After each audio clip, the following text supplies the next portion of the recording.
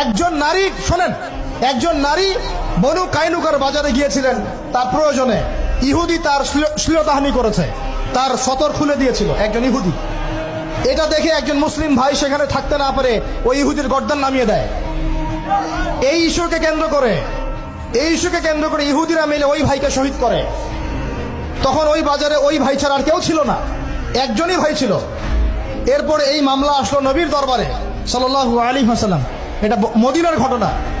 নবী সাল্লাল্লাহু আলাইহি ওয়াসাল্লাম ওই সাহাবীকে তো দোষারোপ করেনই নাই, ওই সাহাবীকে দোষারোপ করেন নাই, বরং নিজে বর্ম পরে অন্য সাহাবীদেরকে বলেছেন তোমরা বের হও, আমরা বনু কাইনুকা আক্রমণ করবো, ওকে এখান থেকে বের করে দেবো। একজন দিনী বোনের ইজ্জতের বদলা নেওয়ার জন্য পুরো বনু কাইনুকার ইহুদিদের সাথে যুদ্ধ হয়েছে। আর আমাদের বোনরা স্বেচ্ছায় ইজ্জত বিলি দিচ্ছ। তোমরা হচ্ছে মাটির তলে চলে যাও, তোমাদের বেঁচে থাকার চেয়ে মাটির তলে চলে যাও। তোমরা নিজেরা স্বেচ্ছায় ইজ্জতের বিসর্জন দিচ্ছ।